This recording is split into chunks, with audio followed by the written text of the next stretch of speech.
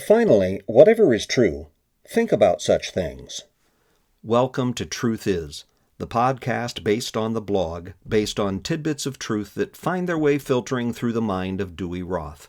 That would be me, and this would be episode 217, How to Be Creatively Inspired. It takes more than waiting around for inspiration to do inspiring work. Case in point, George Gershwin, as described in Daily Rituals, How Artists Work by Mason Curry. Ira Gershwin said of his brother, "To me, George was a little sad all the time because he had this compulsion to work. He never relaxed."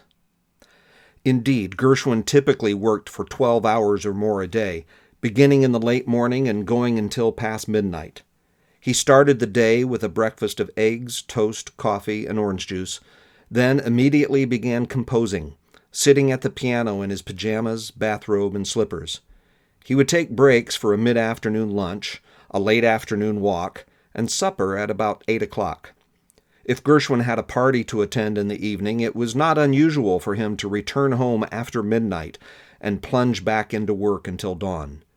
He was dismissive of inspiration, saying that if he waited for the muse, he would compose at most 3 songs a year. It was better to work every day. Quote, "Like the pugilist," Gershwin said, "the songwriter must always keep in training." The Apostle Paul would probably agree with Gershwin.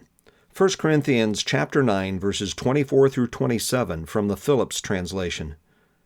"Do you remember how, on a racing track, every competitor runs, but only one wins the prize? Well, you ought to run with your minds fixed on winning the prize. Every competitor in athletic events goes into serious training. Athletes will take tremendous pains for a fading crown of leaves. But our contest is for an eternal crown that will never fade. I run the race then with determination. I am no shadow boxer. I really fight. I am my body's sternest master, for fear that when I have preached to others, I should myself be disqualified." Truth is, do you want to be close to God, to hear His voice, to feel led by the Spirit, to do inspiring things for the kingdom? Then get up out of your seat and show us your faith by your works. That is James 2:18.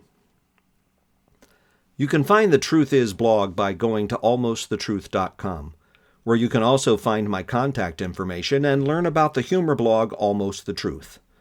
Don't forget to rate, review, subscribe, like, and share Truth Is, please, and thank you. My name is Dewey Roth. God bless us, everyone. Truth Is a production of Almost the Truth Communication Services.